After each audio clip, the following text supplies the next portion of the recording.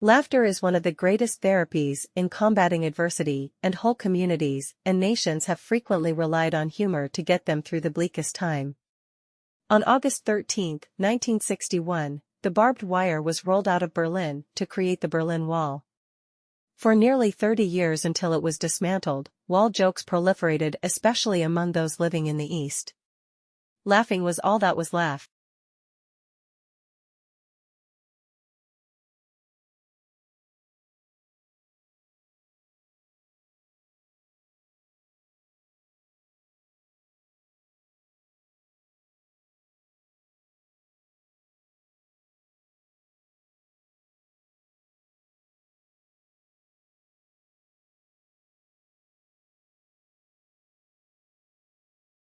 Research has shown that in certain situations silent meetings actually work better.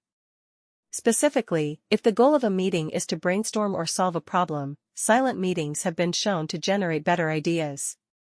But why? Solutions to a problem will often be a novel idea, and novel ideas challenge convention. They can rock the boat and make people feel uncomfortable.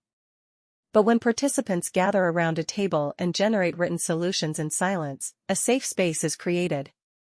Novel ideas can emerge and people are less afraid of feeling embarrassed.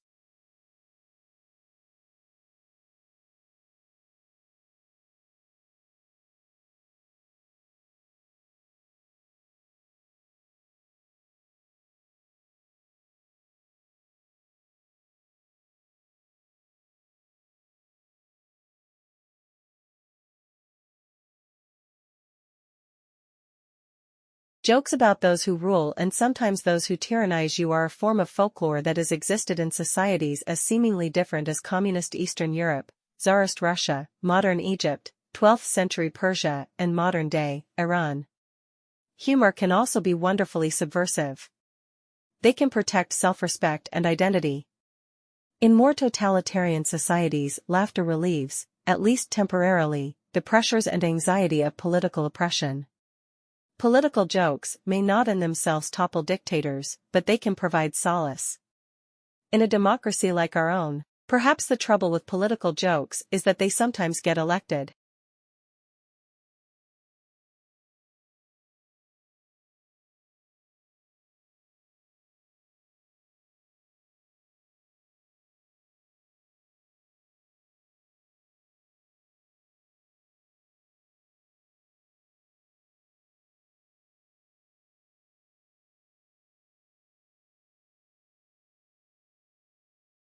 So today we're going to finish talking about the fat-soluble vitamins.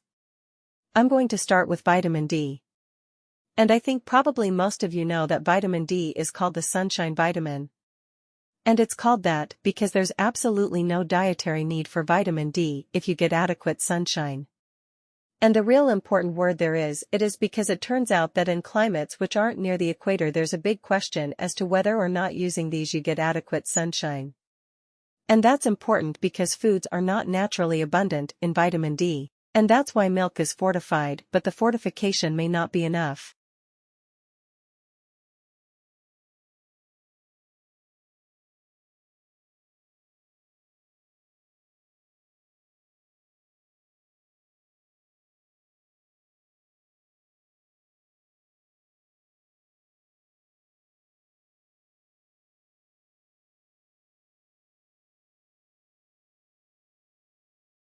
Last month I published alongside my annual report a subject report on the development of citizenship in schools.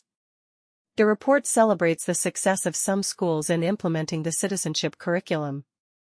It praises those schools where there have been substantial developments in the subject, and which now go a long way towards fulfilling national curriculum requirements. In the report we are critical of schools which have not taken citizenship seriously, either through reluctance or lack of capacity to make appropriate provision in the curriculum.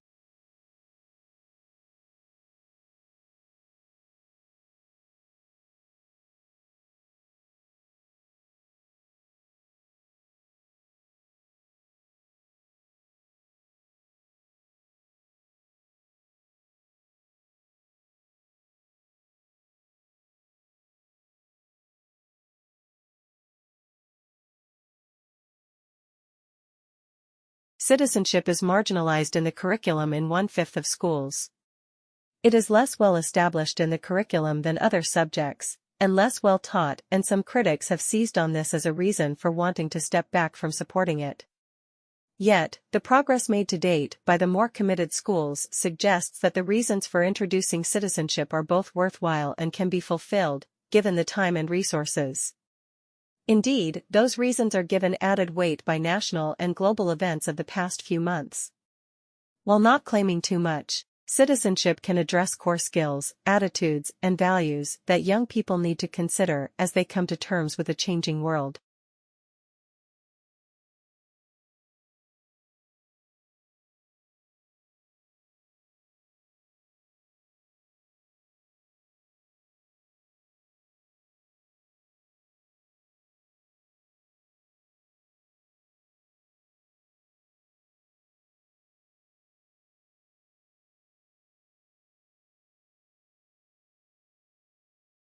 Today, poems remain an important part of art and culture.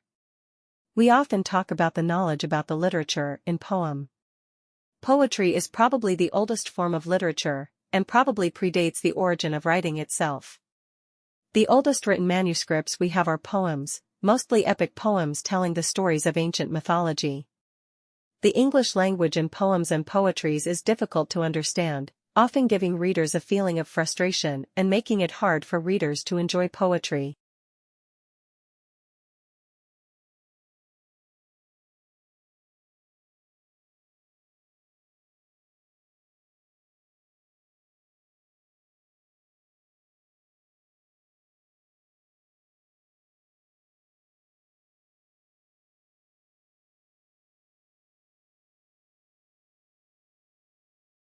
A leader can define or clarify goals by issuing a memo or an executive order, an edict or a fatwa or a tweet, by passing a law, barking a command, or presenting an interesting idea in a meeting of colleagues.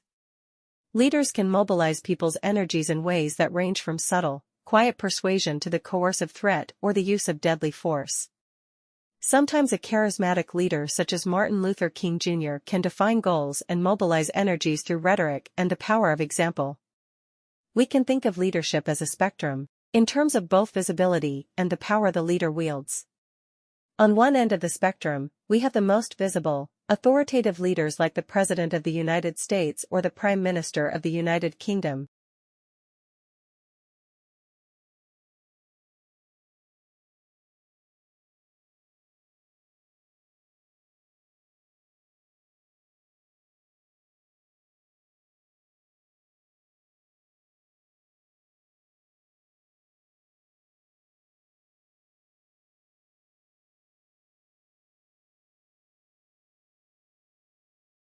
At the opposite end of the spectrum is casual, low-key leadership found in countless situations every day around the world, leadership that can make a significant difference to the individuals whose lives are touched by it. Over the centuries, the first kind, the out-in-front, authoritative leadership, has generally been exhibited by men. Some men in positions of great authority, including Nelson Mandela, have chosen a strategy of leading from behind. More often, however, top leaders have been quite visible in their exercise of power. Women, as well as some men, have provided casual, low-key leadership behind the scenes.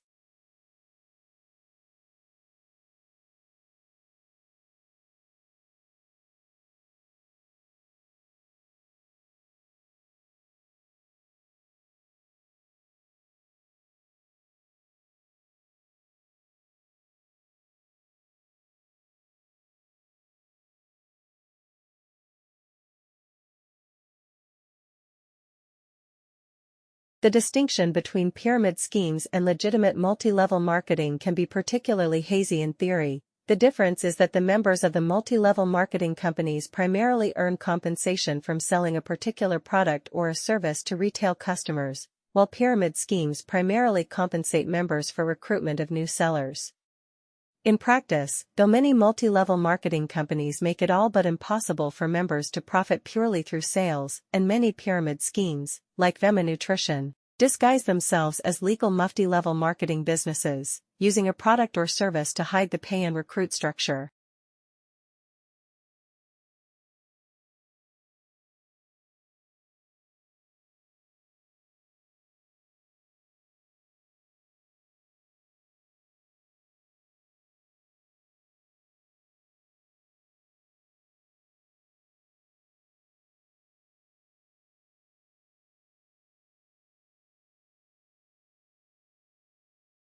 Many pyramid schemes also capitalize on already existing trust within churches, immigrant communities, or other tightly knit groups.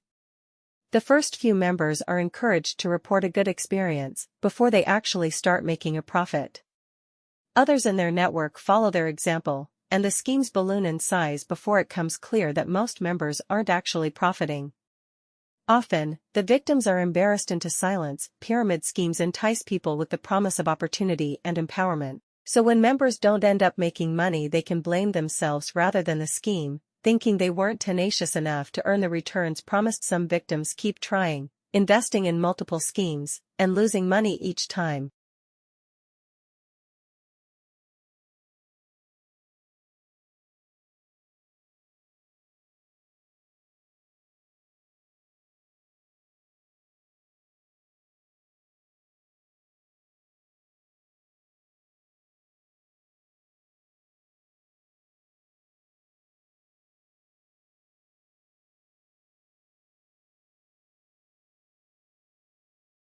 You sit down to take a math test, and you feel your heart beat faster and your palms start to sweat. You get butterflies in your stomach, and you can't concentrate. This phenomenon is called math aromathy, and if it happens to you, you're not alone. Researchers think about 20% of the population suffers from it. Some psychologists even consider it a diagnosable condition. But having mathematical anxiety doesn't necessarily mean you're bad at math, not even close. Laurent Schwartz went on to win the Fields Medal, the highest award in mathematics.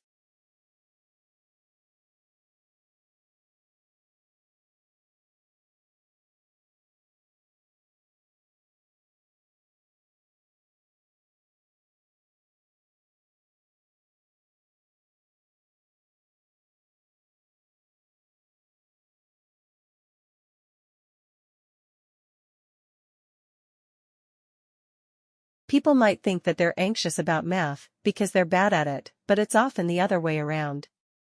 They're doing poorly in math because they're anxious about it.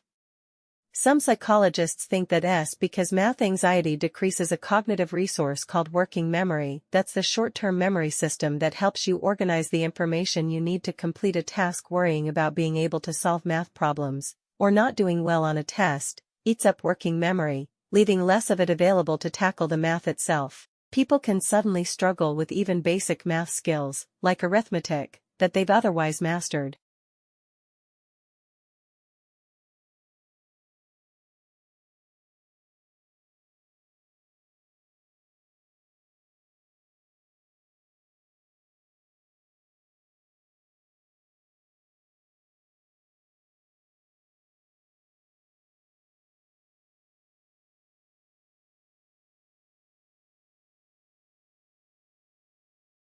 OCD, which stands for obsessive-compulsive disorder, has two aspects: the intrusive thoughts, images, or impulses, known as obsessions, and the behavioral compulsions people engage in to relieve the anxiety the obsessions cause. The kinds of actions that people often associate with OCD, like excessive hand washing, or checking things repeatedly, may be examples of obsessive or compulsive tendencies that many of us exhibit from time to time. But the actual disorder is far more rare and can be quite debilitating. People affected have little or no control over their obsessive thoughts and compulsive behaviors, which tend to be time-consuming and interfere with work, school, or social life to the point of causing significant distress.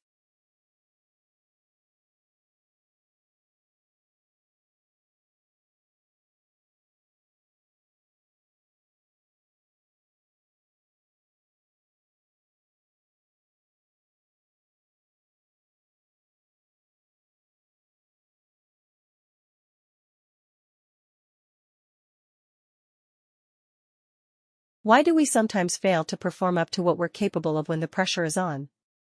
It may not be so surprising to hear that in stressful situations we worry. We worry about the situation, the consequences, what others will think of us. But what is surprising is that we often get in our own way, precisely because our worries prompt us to concentrate too much. That's right, we pay too much attention to what we're doing.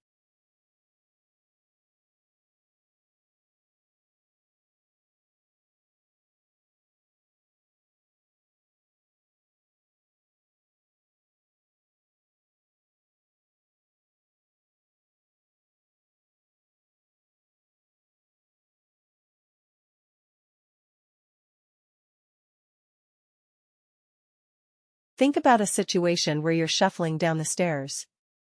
What would happen if I asked you to think about what you're doing with your knee while you're doing that? There's a good chance you'd fall on your face. We as humans only have the ability to pay attention to so much at once, which is why, by the way, it's not a good idea to drive and talk on the cell phone and under pressure. When we're concerned about performing at our best, we can try and control aspects of what we're doing that should be left outside conscious control. The end result is that we mess up. My research team and have studied this phenomenon of overattention, and we call it paralysis by analysis.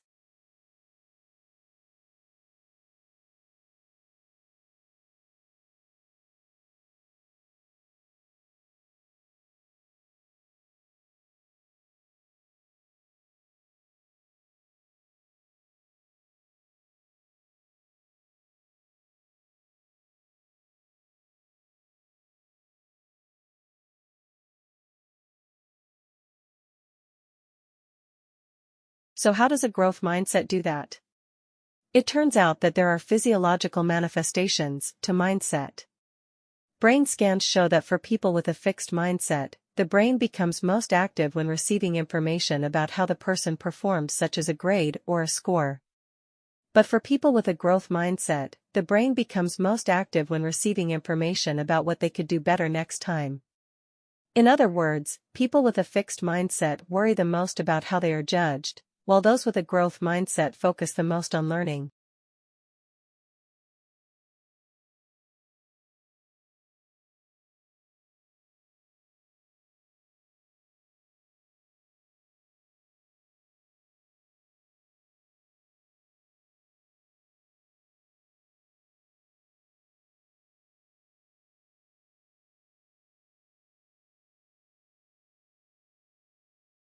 There are other consequences of mindset. People with a fixed mindset see effort as a bad thing, something that only people with low capabilities need, while those with a growth mindset see effort as what makes us smart, as the way to grow. And when they hit a setback or a failure, people with a fixed mindset tend to conclude that they are incapable, so to protect their ego, they lose interest or withdraw. We observe that as lack of motivation. But behind it is a fixed mindset, whereas people with a growth mindset understand that setbacks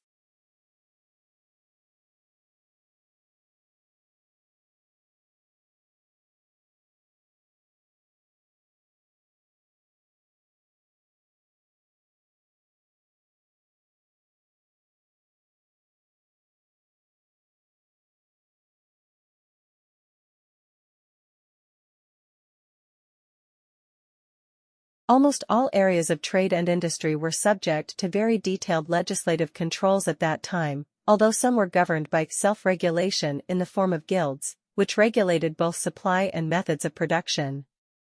However, the measures implemented were mostly ineffective because then, as now, the specifying of legal duties and standards without providing any appropriate enforcement merely indicated good intentions but were of little practical effect.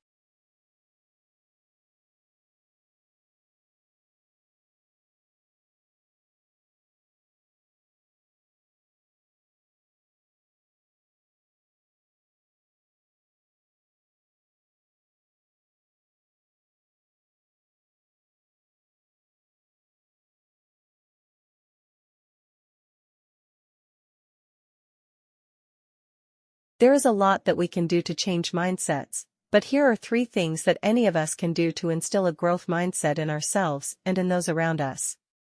First, recognize that the growth mindset is not only beneficial, but it is also supported by science.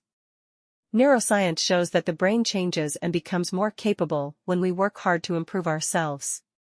Second, learn and teach others about how to develop our abilities.